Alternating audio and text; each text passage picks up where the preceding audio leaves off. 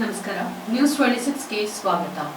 ಶ್ರೀ ನಾಲ್ವಡಿ ಕೃಷ್ಣರಾಜೇಂದ್ರ ಒಡೆಯರವರ ಪ್ರತಿಮೆ ಅನಾವರಣವನ್ನ city market ಆವರಣದಲ್ಲಿ ಏರ್ಪಡಿಸಲಾಗಿತ್ತು. ಆರ್ಪಿಐ ಪಕ್ಷದ ಅಧ್ಯಕ್ಷರಾದ ಶ್ರೀ ವೆಂಕಟಸ್ವಾಮಿಯವರು ಈ ಪ್ರತಿಮೆಯನ್ನ ಅನಾವರಣಗೊಳಿಸಿದರು. ವಂದೇ ಮಾತರಂ ಟ್ರಸ್ಟ್ನ ಅಧ್ಯಕ್ಷರಾದ ಶ್ರೀ ಶಿವಕುಮಾರ್ ನಾಯಕ್, ಮಹಿಳಾ ಅಧ್ಯಕ್ಷರಾದ ಶ್ರೀಮತಿ ಜಯಂತಿರವರು ಹಾಗೂ ಇನ್ನಿತರ ಪದಾಧಿಕಾರಿಗಳು ಈ ಕಾರ್ಯಕ್ರಮದಲ್ಲಿ ಭಾಗವಹಿಸಿದ್ರು. ಶ್ರೀ ನಾಲ್ವಡಿ ಕೃಷ್ಣರಾಜೇಂದ್ರ ಒಡೆಯರವರ 140ನೇ ಹುಟ್ಟುಹಬ್ಬದ ಪ್ರಯುಕ್ತ ಅನ್ನದಾನ ಕಾರ್ಯಕ್ರಮವನ್ನು ಕೂಡ ಹಮ್ಮಿಕೊಳ್ಳಲಾಗಿತ್ತು.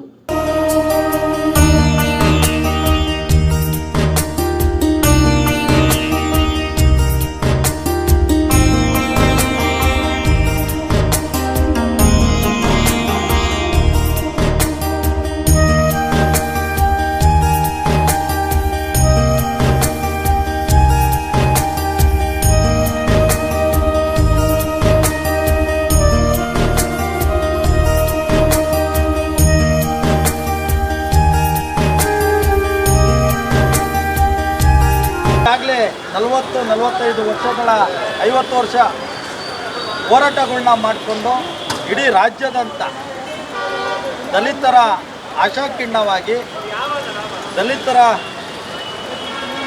ಏಳಿಗೆಗಾಗಿ ಹೋರಾಟ ಮಾಡ್ತಿರುವ ವೆಂಕಟಸ್ವಾಮಣ್ಣವರ ಹುಟ್ಟುಹಬ್ಬನೂ ಕೂಡ ಕಾಕತಾಳೀಯ ಇದೇ ಸಂದರ್ಭದಲ್ಲಿ ಅವರ ಹುಟ್ಟುಹಬ್ಬನೂ ಕೂಡ ನಮ್ಗೆ ಸಿಗುವಂಥದ್ದು. ನಾವು ಈ ಪ್ರತಿಮೆ ಯಾವಾಗ ಇಟ್ಟು ಅಲ್ಲಿಂದಲೂ ಕೂಡ ಪ್ರತಿ ವರ್ಷ ವೆಂಕಟಸ್ವಾಮಣ್ಣವರ ಹುಟ್ಟುಹಬ್ಬನ ಆಚರಣೆ ಮಾಡ್ಕೊಂಡು ಬರ್ತಾ ಇದ್ದೇವೆ. ಕರ್ನಾಟಕದ ಸಮಸ್ತ ನಾಗರಿಕ ಬಾಂಧವಗಳಿಗೆ ಈ ದಿನ ನಾಲ್ವಡಿ ಕೃಷ್ಣರಾಜ ಒಡೆಯರವರ 140ನೇ ಜಯಂತಿಯ ಶುಭ ಹಾರೈಕೆಗಳನ್ನು ಹೇಳಕ್ಕೆ ಇಷ್ಟಪಡ್ತಾ ಇದ್ದೀನಿ. ನಾಲ್ವಡಿ ಕೃಷ್ಣರಾಜ ಒಡೆಯರವರ ಕೊಡುಗೆ ಏನು ಅನ್ನೋದ್ರ ಬಗ್ಗೆ ನಾನು ಜನತೆಗೆ ಹೇಳಬೇಕಾದ್ರೆ ಎಲ್ರಿಗೂ ಗೊತ್ತಿದೆ. ಅವರೊಬ್ಬ ಜನಪರ ರಾಜಶ್ರೀ ನಾಲ್ವಡಿ ಕೃಷ್ಣರಾಜ ಒಡೆಯರವರ ಜಯಂತಿ ಜೊತೆಗೆ ನನ್ನ ಹುಟ್ಟುಹಬ್ಬ ಕೂಡ ಕಾಕತಾಳೀಯವಾಗಿ ಮಾಡ್ಕೊಂಡು ಬರ್ತಾ ಇರ್ತಕ್ಕಂಥದ್ದಾಗ್ತದೆ. ಈ ದಿನ ಬೆಳಗ್ಗೆ ನಾಳೆ ಪರಿಸರ ದಿನಾಚರಣೆ ಆದರೂ ಕೂಡ ಇವತ್ತೇ ಫ್ರೀಡಮ್ ಪಾರ್ಕಲ್ಲಿ ಸಸಿ ನೆಡೋದ್ರ ಮೂಲಕ ಪರಿಸರ ದಿನಾಚರಣೆಗೆ, ನಾಳೆ ಪರಿಸರ ದಿನಾಚರಣೆಗೆ ಇವತ್ತೇ ಚಾಲನೆ ಕೊಡ್ತಕ್ಕಂಥ ಕೆಲಸ ಆಗ್ತದೆ. ನಾಗಸೇನಾ ವಿದ್ಯಾಲಯದಲ್ಲಿ ನಾಲ್ವಡಿ ಕೃಷ್ಣರಾಜ ಒಡೆಯರವರ ಜಯಂತಿ ಅಂಗವಾಗಿ ಪರಿವರ್ತನಾ ಸಮಾವೇಶವನ್ನು ಬೆಳಗ್ಗೆ 11:30ಗೆ ಎಲ್ಲವೂ ಕೂಡ ಆಯೋಜನೆ ಮಾಡ್ತಾರೆ. ಇಂದಿರಾ ಕೃಷ್ಣಪ್ಪ ಅವರಿಗೆ, ನಾಡಿನ ಹೋರಾಟಗಾರ್ತಿ ಡಾಕ್ಟರ್ ಬಿ ಕೃಷ್ಣಪ್ಪ ಅವರ ಮಡದಿ ಇಂದಿರಾ ಕೃಷ್ಣಪ್ಪ ಅವರಿಗೆ ನಾಲ್ವಡಿ ಕೃಷ್ಣರಾಜ ಒಡೆಯರ ಪ್ರಶಸ್ತಿಯನ್ನು ಕೊಡ್ಮಾಡ್ತಕ್ಕಂಥ ಕೆಲಸ ಮಾಡ್ತಾ ಇದ್ದೀವಿ.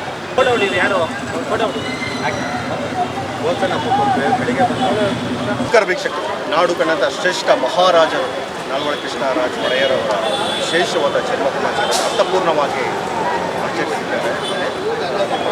ಸಿಟಿ ಮಾರ್ಕೆಟಲ್ಲಿ ಜಯಂತಿ ಮೇಡಮ್ ನಮ್ಮ ಮಧ್ಯದಲ್ಲಿದ್ದಾರೆ. ಯಾಕಂದರೆ ಸಾಕಷ್ಟು ಹೆಣ್ಣುಮಕ್ಕಳಿಗೆ ಒಂದು ಧೈರ್ಯವಾಗಿ, ಬೆನ್ನೆಲುಬಾಗಿ ಎಲ್ಲ ಹೋರಾಟದಲ್ಲಿ ನಾನು ಸಿದ್ಧಲಾಗಿದ್ದೇನೆಂಬುದಾಗಿ ನ್ಯಾಯಪರವಾಗಿ ಧ್ವನಿ ಎತ್ತುವ ಏಕೈಕ ಧ್ವನಿ ನಾವು ಈ ಸಾಮಾಜಿಕ ಜಾಲತಾಣದಲ್ಲಿ ಸಾಕಷ್ಟು ನೋಡ್ತಾ ಇರ್ತೇವೆ. ಅವರು ನ್ಯಾಯದ ಪರವಾಗಿ ಧ್ವನಿ ಸದಾ ಎತ್ತಾ ಇದ್ದಾರೆ. ರಾಜ್ಯಾಧ್ಯಕ್ಷರಾಗಿದ್ದಾರೆ.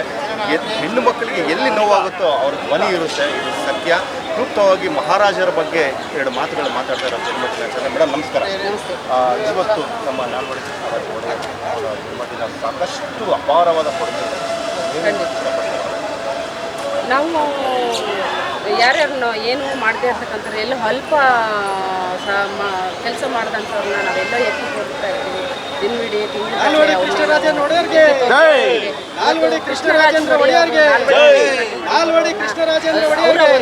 ಅಪಾರವಾದಂಥದ್ದು. ಮಾರ್ಕೆಟ್ನಲ್ಲಿ ಸಾಕಷ್ಟು ಜನ ಕೋಟ್ಯಾಂತರ ರೂಪಾಯಿ ಸಂಪಾದನೆ ಮಾಡ್ತಾ ಇದ್ದಾರೆ.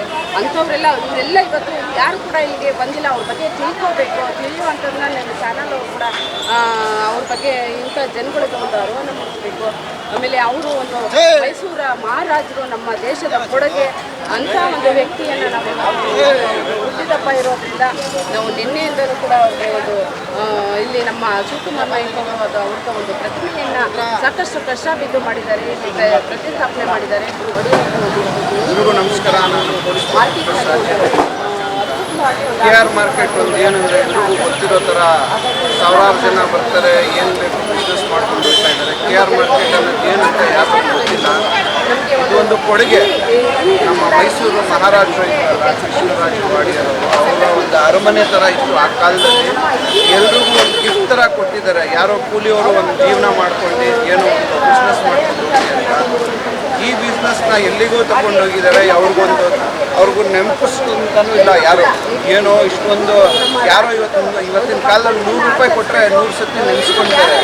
ಇಷ್ಟು ದೊಡ್ಡ ಒಂದು ಮಹಾಲನ್ನು ಕೊಟ್ಟರು. ಇದನ್ನು ಒಂದು ಮಾರ್ಕೆಟ್ ಅನ್ನೋ ಥರ ಮಾಡಿದ್ದಾರೆ. KR ಮಾರ್ಕೆಟ್ ಅಂದರೆ ಏನು, ಕೃಷ್ಣರಾಜ ಒಡೆಯರ್ ಅಂತ ಅದರ ಒಂದು ಹೆಸರಿತ್ತು. ಅದನ್ನು ಒಂದು ಗಿಫ್ಟಾಗಿ ಕೊಟ್ಟಿದ್ದಾರೆ.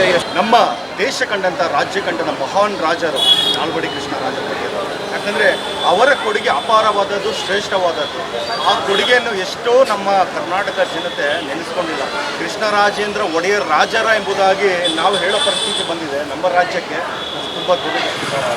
ಆದರೆ ಅಂಥ ರಾಜರನ್ನು ಗುರುತಿಸಿ 4-5 ವರ್ಷದಿಂದ ಕಷ್ಟಪಟ್ಟು ನಮ್ಮ ರಾಜರು ನಮ್ಮ ಹೆಮ್ಮೆ ಎಂಬುದಾಗಿ ತೋರಿಸಿಕೊಟ್ಟಂಥ ವಿಶೇಷ ಹೋರಾಟಗಾರರು ಶಿವಕುಮಾರ್ ನಾಯ್ಕರ್ ಅವರು ಮತ್ತು ಅವರ ತಂಡ.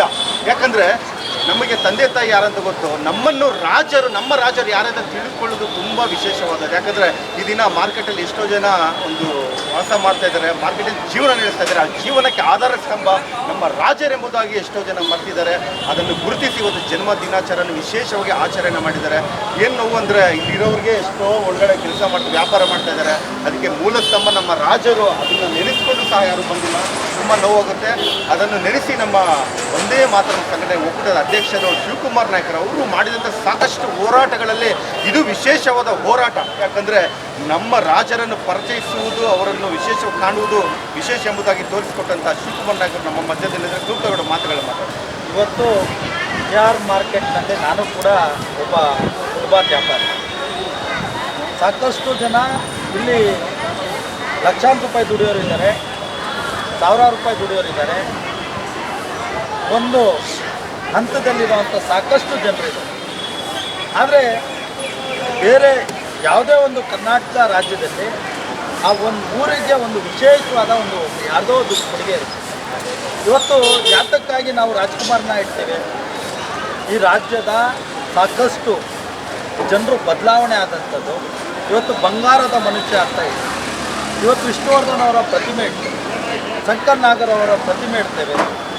ಯಾತಕ್ಕಾಗಿ ಅಂದರೆ ಅವರು ಕೊಟ್ಟಂಥ ಕೊಡುಗೆ.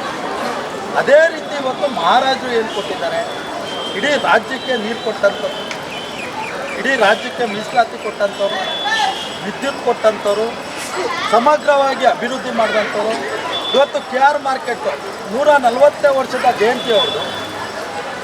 KR ಮಾರ್ಕೆಟ್ ಅವರು 30 ವರ್ಷ ಇದ್ದಾಗ ಅಭಿವೃದ್ಧಿ ಮಾಡಿದ್ದಾರೆ. 30 ವರ್ಷ ಅವ್ರಿಗೆ ಇದ್ದಾಗ ಈ ಮಾರ್ಕೆಟ್ನ ಸ್ಥಾಪನೆ ಮಾಡಿದ್ದಾರೆ. ಆದರೆ ಇಲ್ಲಿ 110 ವರ್ಷದಿಂದ ಇದ್ದಂಥವರು ಸಾಕಷ್ಟು ಜನ ಈ ಮಹಾರಾಜನ ಪ್ರತಿಮೆ ಮಾಡಬೇಕು ಅಂತ ನಾವು ಹೊರಟಾಗ ಸಾಕಷ್ಟು ಸಂಘ ಸಂಸ್ಥೆಗಳು ಹೇಳ್ತಾ ಇದ್ದಿದ್ದು ಒಂದೇ ಪದ, ನಾನೂ ಮಾಡಬೇಕಂತ ಇದ್ದೆ, ಈ ಪ್ರತಿಮೆನ ನಾನೂ ಮಾಡಬೇಕಂತ ಇದ್ದೆ. ಆ ಪದಗಳು ಕೇಳಿ ಕೇಳಿ ಕೇಳಿ ಎಲ್ಲೋ ಒಂದು ಕಡೆ ಈ ಪ್ರತಿಮೆ ಮಾಡಿದ್ರೆ ಏನಾದ್ರು ಸಮಸ್ಯೆ ಆಗ್ಬಿಡುತ್ತಾ ಅಂತ ಹೇಳಿ, ಅಂದರೆ ಯಾಕೆ ಇಷ್ಟು ಜನ ಮಾಡಬೇಕು ಅಂತ ಹೇಳಿ ಮಾಡಲಿಲ್ಲ ಅನ್ನೋದೇ ಒಂದು ಯಕ್ಷ ಪ್ರಶ್ನೆ ಆಗಿತ್ತು. ಎಲ್ಲೋ ಒಂದು ಕಡೆ ಇಲ್ಲಿ ಕೂತು ಯೋಚನೆ ಮಾಡಿದಾಗ ನಾವು 500ರಿಂದ 1000 ದುಡ್ದಾಗ ಆ ದುಡ್ಡು ನಮ್ಮ ಕೈಯಲ್ಲಿ ಬಂದಾಗ ಯಾರಿಂದ ಇದು ಬರ್ತಾ ಇದೆ, ಯಾರಿಂದ ನಾವು ದುಡಿತಾ ಇದ್ದೀವಿ, ಯಾವುದು ಇದು ಮಹತ್ವ ಏನು, ಈ ಜಾಗದ ವಿಶೇಷತೆ ಏನು ಅಂತ ಹೇಳಿ ನಾವೆಲ್ಲ ಆಲೋಚನೆ ಮಾಡಿದಾಗ ಈ ಒಂದು ಮಹಾರಾಜರ ಒಂದು ಕೊಡುಗೆ ಕಾಣುತ್ತೆ. ಇನ್ನೊಂದು ಪ್ರಶ್ನೆ, ಈ ಒಂದು ಕ್ಷೇತ್ರದಲ್ಲಿ ಸಾಕಷ್ಟು ರಾಜಕಾರಣಿಗಳು ಎಷ್ಟು ಹೆಸರು ತಗೊಂಡಿರ್ಬೋದು, ಅದೇ ರೀತಿ ಈ ಒಂದು ಸರ್ಕಾರ ಮಾಡೋ ಕೆಲಸ ನೀವು ಮಾಡಿದ್ದೀರ. ಯಾಕಂದರೆ ಸರ್ಕಾರ ನಮ್ಮ ರಾಜರ ಗುರುತಿಸ್ಬೇಕು, ನೀವು ವಿಶೇಷವಾಗಿ ಗುರುತಿಸಿದ ಹಿನ್ನೆಲೆ ಅಂತ. ಇದು ರಾಜಕಾರಣಿ ವಿಚಾರ ಹೇಳ್ತೇನೆ. ಈ ಪ್ರತಿಮೆ ಕಟ್ಟಲಿಕ್ಕೆ ಹೋದಾಗ ಈ ಸ್ಟೇಷನ್ನಲ್ಲಿ ನಾನು ಎಷ್ಟು ಬಾರಿ ಹೋಗಿ ಅರೆಸ್ಟ್ ಆಗಿದ್ದೀನೋ ಲೆಕ್ಕಕ್ಕಿಲ್ಲ. ನನ್ನ ಅಂಗಡಿ ಮುಂದೆ ಈ ಪೊಲೀಸವರು ವರ್ಷಾನುಗಟ್ಟಲೆ ಕಾದಿದ್ದಾರೆ ಪ್ರತಿಮೆ ಇಟ್ಬಿಡ್ತೀನಿ ಅಂತ ಹೇಳಿ. ನಾನು ಯಾವುದೇ ನನ್ನ ಉದ್ದೇಶ ಇದ್ದಿದ್ದು ಇದನ್ನು ಪರ್ಮಿಷನ್ ತಗೊಂಡು ಇಡಬೇಕು ಅನ್ನೋದು ಇರಲಿಲ್ಲ. ಮಹಾರಾಜರ ಜಾಗ ಯಾತಕ್ಕಾಗಿ ಇಡಬಾರ್ದು, ಅವರ ಜಾಗದಲ್ಲಿ ಇಡೋದಕ್ಕೆ ಯಾವ ತೊಂದರೆ ಅಂತ ಹೇಳಿ ಒಟ್ಟಾಗ ಇಲ್ಲಿ ವಿರೋಧ ಮಾಡಿದ್ದೆ ಮಾನ್ಯ ಸ್ಥಳೀಯ ಶಾಸಕರು, ಮಾನ್ಯ ಸ್ಥಳೀಯ ಮಹಾನಗರ ಪಾಲಿಕೆ ಸದಸ್ಯರು, ಮಾನ್ಯ ಸ್ಥಳೀಯ ಇವರು MP ಅವರು ಒಂದು ಮೀಟಿಂಗಲ್ಲಿ ಕುಂತ್ಕೊಂತೇವೆ ನಾವು. ಆ ಒಂದು ಮೇಯರು ಕುಂತಿರುವಾಗ ಇದೇ MP ಅವರು ಲೋಕಸಭಾ ಸದಸ್ಯರು PC ಮೋಹನ್ ಸಾಹೇಬರು ಹೇಳ್ತಾರೆ 1 ಕೋಟಿ ಇದಕ್ಕೆ ಅನುದಾನ ಸಿಗುತ್ತೆ, ಇವನು ಯಾವನೋ ತಂದು ಕೊಡ್ತಾ ಇದ್ದಾನೆ, ಈ ಪ್ರತಿಮೆನ ಇಡ್ತೀರಾ ಅಂತ ಹೇಳಿ. ಆವಾಗ ನಾವೆಲ್ಲ ಹೇಳ್ತೇವೆ, ನಮ್ಮ ಏನು ಸದಸ್ಯರುಗಳು ಹೋಗಿರ್ತೇವೆ, ನಾವೆಲ್ಲ ಹೇಳ್ತೇವೆ ನಾನು ಬಡವ ಇರ್ಬೋದು, ಆ ಪ್ರತಿಮೆ ನಾನು ನಿರ್ಮಾಣ ಮಾಡಿದ್ದೇನೆ, ಆ ಪ್ರತಿಮೆನೇ ಇಡಬೇಕು ನೀವು ಅಂತ ಹೇಳಿ ಆಗ್ರಹ ಮಾಡಿ ಪ್ರತಿಮೆ ಇಡ್ತೇವೆ. ನಾನು ಹೇಳ್ತೇನೆ, ಶಿವಕುಮಾರ್ ಮೇಲೆ ನಿಮ್ಗೇನಾದರೂ ಕೆಟ್ಟ ಅಭಿಪ್ರಾಯನೋ ಅಥವಾ ಶಿವಕುಮಾರ್ ಬೆಳವಣಿಗೆ ನೀವು ಸಹಿಸಿಲ್ಲ ಅಂದರೆ ಪರವಾಗಿಲ್ಲ, ಇದನ್ನು ಅಭಿವೃದ್ಧಿ ಮಾಡಿ. ಇದಾಗಿತ್ತು ಟುಡೇ ಅಪ್ಡೇಟ್ಸ್. ಇನ್ನಷ್ಟು ಸುದ್ದಿಗಾಗಿ ನೋಡ್ತಾ ಇರಿ News 26 ಕನ್ನಡ. ನಾವು ನಿಮ್ಮೊಂದಿಗೆ.